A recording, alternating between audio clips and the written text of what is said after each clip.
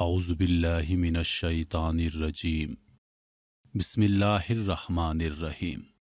تمام سننے اور دیکھنے والوں کو السلام علیکم۔ آپ دیکھ رہے ہیں روہیل وائس چینل۔ ایک عورت کہتی ہے کہ میرا خاوند کسی وجہ سے لمبی مدت کے لیے غائب ہو گیا۔ اس وقت میں ایک کم عمر بچی کی ماں بھی تھی، جبکہ میرا ضعیف العمر باپ بھی ہمارے ساتھ رہتا تھا۔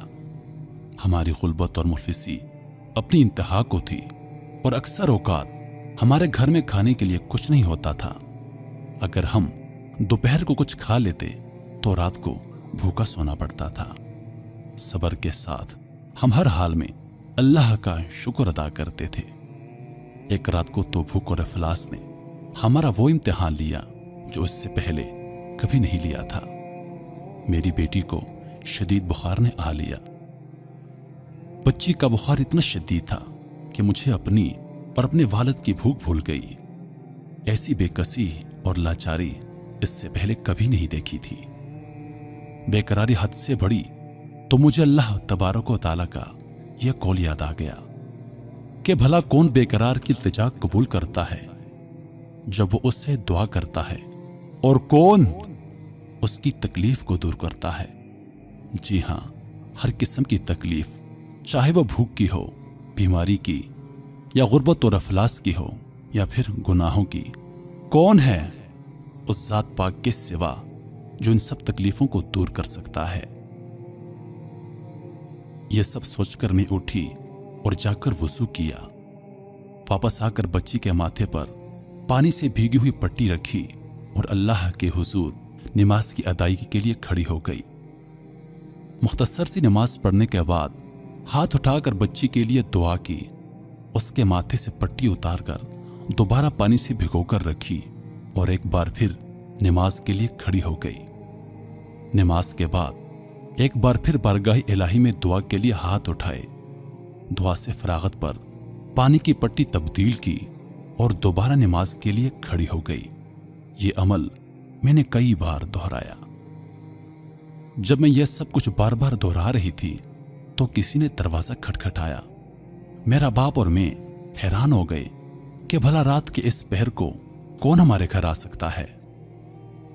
میرے والد نے پوچھا، دروازے پر کون ہے؟ تو جواب آیا کہ میں ڈاکٹر ہوں۔ میں اور میرا والد ہم دونوں ایک دوسرے کو حیرت سے دیکھ رہے تھے کہ بھلا اس کو کس نے بلا لیا ہے۔ میرے والد نے جا کر دروازہ کھولا۔ ڈاکٹر نے آتے ہی پوچھا کہ مریضہ کدھر ہے؟ ہم نے سادگی سے بچی کی طرف اشارہ کر دیا۔ ڈاکٹر نے بچی کو چیک کیا، کاغذ پر ایک نسخہ لکھ کر میرے ہاتھ میں تھماتے ہوئے بولا، لائیے میری فیس دیجیے، میں چلتا ہوں۔ میں نے آہستگی سے جواب دیا کہ ڈاکٹر صاحب، ہمارے پاس تو آپ کو دینے کے لیے کچھ بھی نہیں ہے، بلکہ ہمارے گھر میں تو کئی دن سے کھانا بھی نہیں ہے۔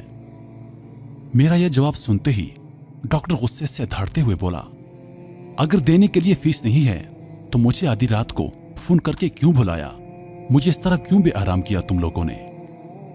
ڈاکٹر کے منہ سے ٹیلی فون کا سن کر مجھے لگا کہ شاید ڈاکٹر غلطی سے ہمارے گھر آ گیا ہے۔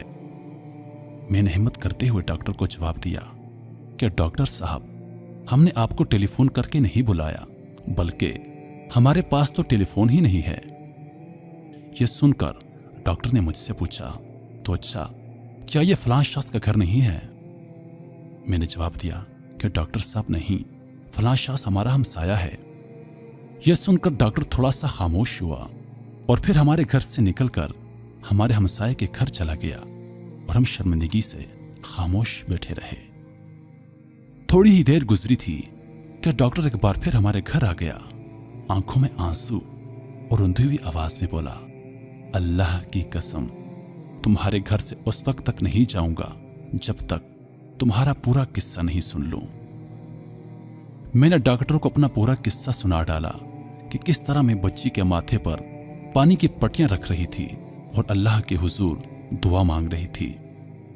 ڈاکٹر جلدی سے اٹھا اور باہر چلا گیا اور کچھ دیر کے بعد ہمارے لیے رات کا کھانا اور بچی کے لیے دوائیں اور کچھ گھریلو ضروریات کا سامان لے کر آیا۔ ساتھ ہی اس نے ہمیں بتایا کہ اس کی طرف سے ہر مہینے ایک تنخواہ ہمیں اس وقت تک ملتی رہے گی جب تک اللہ چاہے گا۔ جی ہاں، یہ اللہ پر بھروسے کی کہانی ہے۔ میرے محترم عزیزو، چاہے جیسے بھی حالات ہوں، ہمیں اللہ پر بھروسہ کرنا چاہیے۔ یقیناً جو لوگ اللہ پر بھروسہ کرتے ہیں، اللہ پاک ان کی مدد ضرور کرتے ہیں۔ میں امید کرتا ہوں کہ آپ لوگوں کو ویڈیو پسند آئی ہوگی۔ مزید ایسی ویڈیوز دیکھنے کے لیے ہمارے چینل کو سبسکرائب کریں اور دن کی تازہ ترین اپڈیٹس کے لیے چینل پر موجود گھنٹی کے بٹن کو دبا دیں تاکہ ہماری ویڈیوز سب سے پہلے آپ تک پہنچیں۔ اپنی دعاؤں میں یاد رکھیے گا۔ زندگی رہی تو اگلی بار ایک اور ویڈیو لے کر آپ کی خدمت میں حاضر ہوں گا۔ تب تک کے لیے خدا حافظ۔ اللہ پاک آپ سب کا حافظ و نگہبان۔ وعلیکم السلام۔